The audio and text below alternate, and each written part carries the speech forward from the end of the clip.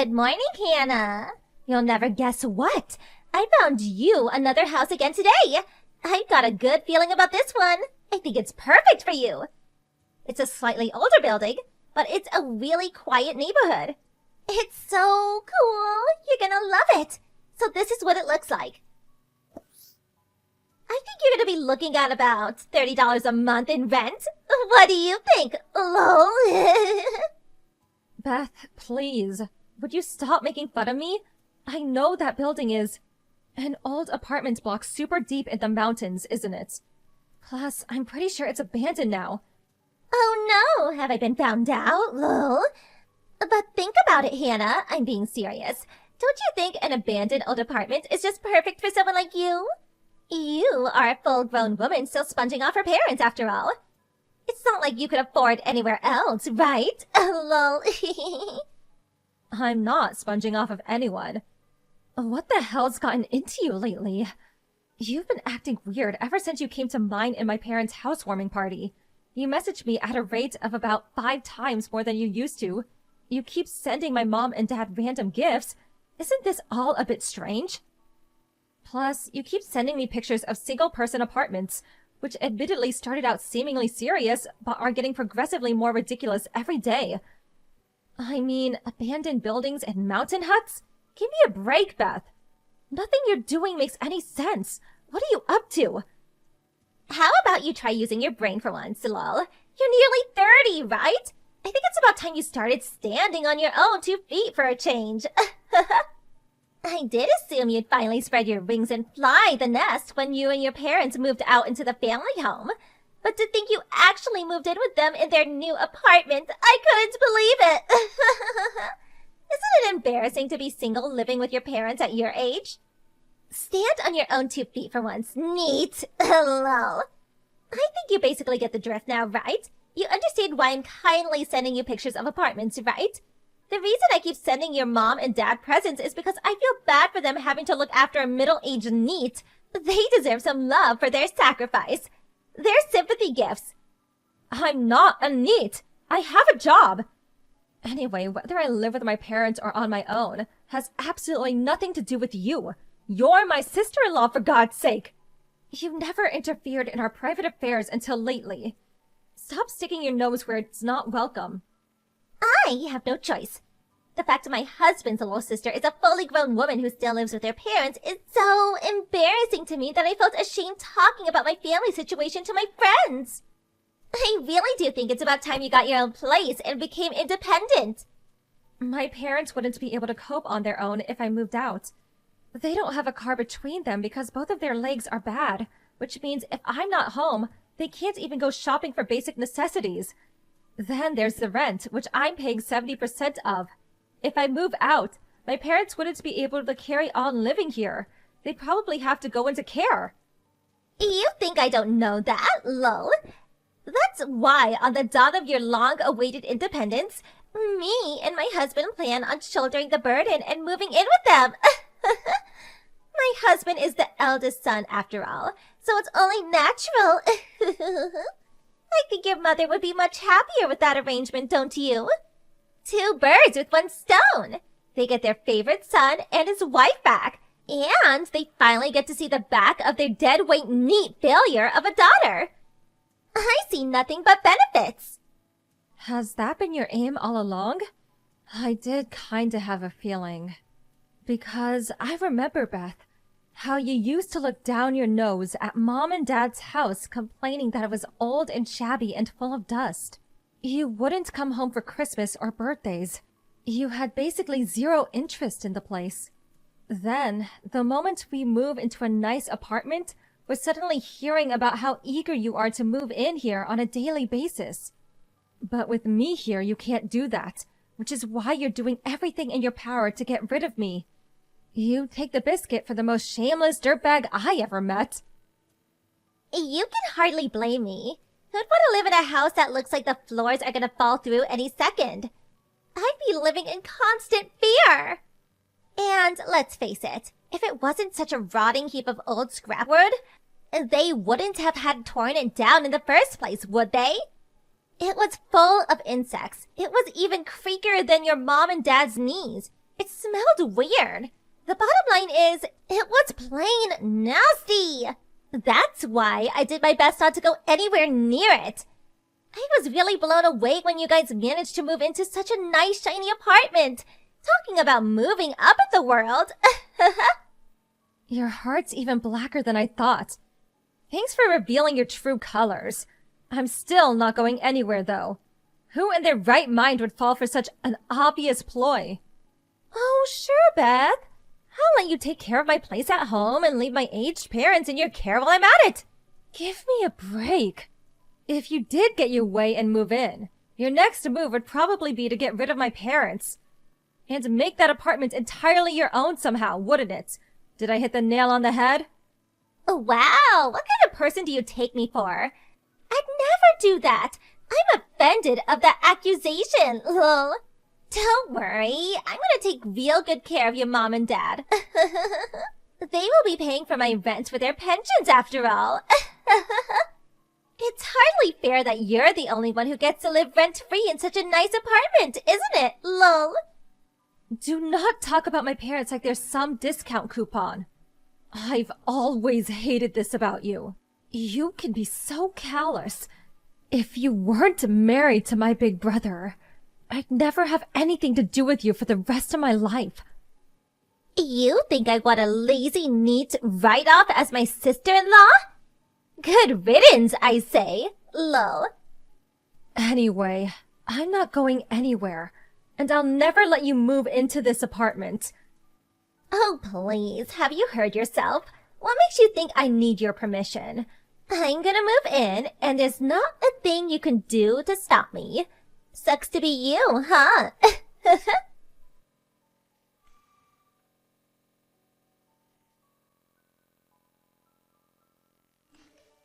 Beth, I need to speak with you. Where the hell did all my things in my room go? Huh? Why are you asking me? Do you have any proof that I went in your room and moved your stuff? If you don't have any proof, then stop treating me like I'm some kind of criminal. You could be so callous sometimes. Quit playing dumb. I know it was you. My mom and dad saw you carrying my furniture outside. You intentionally waited until I was out so you could go uninterrupted. Then you lied to my parents that I'd ask you to take all my furniture outside. I know, Beth. My mom told me everything. Oh no, did I get found out already? Fine, I'll admit it. I took all your stuff. What now? I heard sometimes you have to take extreme measures to force neets to change their ways. It was written on the net. I was just trying to help you. If I didn't do that, you might have been a neet forever. If having to be the bad guy by taking all of your things was what it took to rescue you from that fate, then so be it. Think of your poor parents. How long did you plan on burdening them? I couldn't bear to watch any longer. Do you understand now? Stop screwing around, Beth. How many times do I have to tell you before it goes in? I have a job. I am not a neet. I have no intention of leaving this house. And you have no right to go taking all my stuff behind my back. This is theft. What a preposterous accusation! I did this for you, Hannah. For your own good. For your future. No, you did it so you could live in this apartment. Anyway, obviously I want my furniture back, too. But what did you do with my DVD collection? All the DVDs in my limited first edition Mask Driver box, and my Net Ranger figure that came with the DVD. If you broke any of them, there'll be hell to pay. I mean it. Oh, you mean those cheap, tacky-looking DVDs? I sold them at a local charity shop. What? You sold them? As for the furniture, I thought you'd probably use it again once you moved out, so I left it in our backyard. I couldn't leave the DVDs and games and stuff like that outside, but at the same time, I didn't want to have such a load of junk taking up space in the house, so I sold them. I got about $350 for everything in total. You sold my cherished DVDs and game collection for a measly $350 at a charity shop? You sold them despite the fact most of them are priceless and can no longer be obtained? Come on, Hannah, you're almost 30 years old. Isn't it time you grew out of these childish hobbies of yours? Aren't you embarrassed? I'm going to donate the $350 from the DVDs and games to you. So use it as part of your moving fund to get yourself a nice new place. Obviously, when I say donate to you the $350, I only need half of it though. I'll be taking the other half as commission for my services, lol. Let's go out together tomorrow. Just us two girls to find you a new apartment. I'm taking you to court. Huh? My patience has run out. You crossed the line. I won't let you get away with this. I'm taking you to court immediately. Taking me to court? Do you have any idea how ridiculous you sound? That's not even possible, darling. You can't file a lawsuit over a family dispute. It appears you're a little uneducated on the matter. There's such things as civil non-intervention, you know, lol.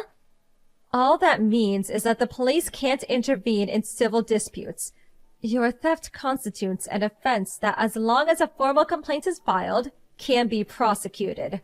I'll hire a lawyer and file a lawsuit. This means a trial.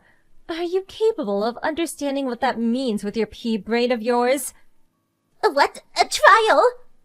I can't get the police involved, but I can take you to court and have you tried before a judge. I'll be filing the lawsuit immediately, and you will pay for what you've done. Expect to hear from my lawyer very soon. Just hold on a minute. Don't you think you're being a little unreasonable here? Why would you take me to court? What? What do you mean, why? Everything in your room in that apartment belonged to your mother, right? If anyone was going to take me to court for theft, it would be one thing if it was your mom, the rightful owner of the things I took. But wouldn't it be weird for a neat loser with no possessions living rent-free with her parents to be the one filing charges? That would be irrelevant even if it was true. Even if the legal owner was the one who could file the charges, it would make no difference, because this is my apartment. Huh? What are you saying? Isn't this your parents' apartment? Wrong. I bought it, and I paid for it. What? Not your mom and dad? I was sure it was theirs. I thought they paid for it with their savings and the money from selling the land from their old house. It's my apartment, paid with my salary, bought by me, owned by me, mine. I bought it when my mom and dad had the house demolished. My parents are the one living rent-free. Do you understand? What? This can't be happening. You're joking, aren't you? Tell me it's just a joke. If it really is your apartment, no matter how much I curry favor with your mom, no matter how many gifts I buy or how nice I am to them, I could never live there. That's what it means, isn't it? Yes, that's exactly what it means. It's my house, so I decide who lives there. Oh my god. All my hard work until now was a total waste. That's why I'm taking you to court. Make sure you let my brother know what's happening too. Please, just wait. Let's discuss this like reasonable adults. Surely you don't seriously plan on taking your sister-in-law to court? Her family! Who? You're just my brother's wife. From my point of view, you're nothing but a common thief who tried to deceive my parents and sold all my personal belongings. No, we really wasn't like that. This is all just one big misunderstanding. We just have our wires crossed a little, that's all. I'll give you all your furniture back immediately. Everything! You just said you left it in the backyard of your house, didn't you? It's raining today. You don't seriously plan on returning my furniture back to me soaking wet? I'll give it a good wiping down before I give it back. If there's any dirt on the littler things, I'll give them a thorough scrubbing. And if any of the books are ruined, I'll buy you new ones. What about my DVD box? That's the most important thing out of everything.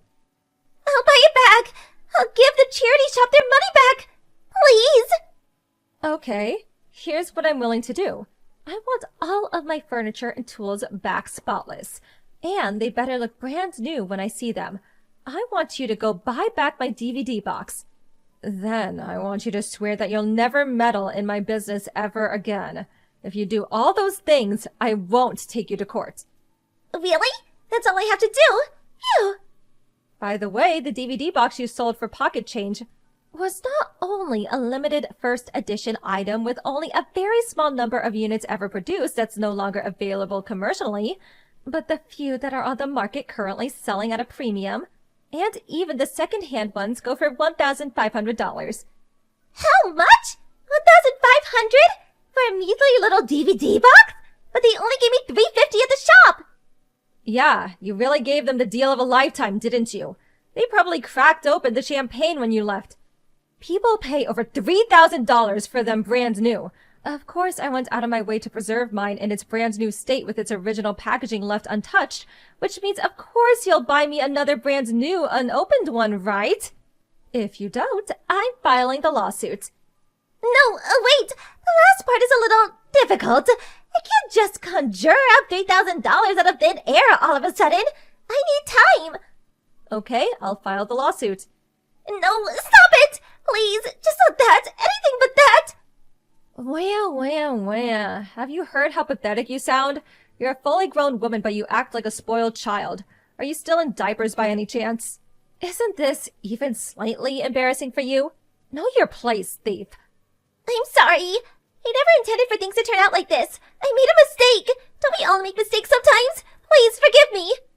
You have 3 days. I want everything you took from my room returned to its original state before those 3 days are up. My furniture, my tools, my books, my games, and obviously my DVD box. If there's even a single thing I don't like, a single scratch, damp mark, a single item that isn't exactly as it was before, I think you know what happens next.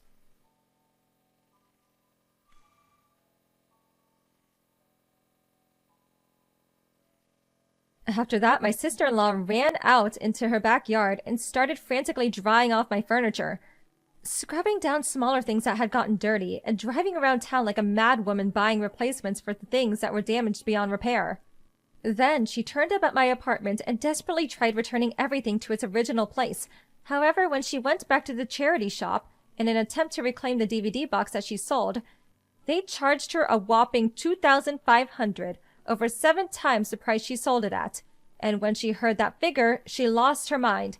Apparently, she grabbed a hold of the poor shop clerk's arm while yelling, "But you bought it off me for $350." Eventually, she calmed down and handed over the money through gritted teeth when he threatened to call the police, and successfully bought it back.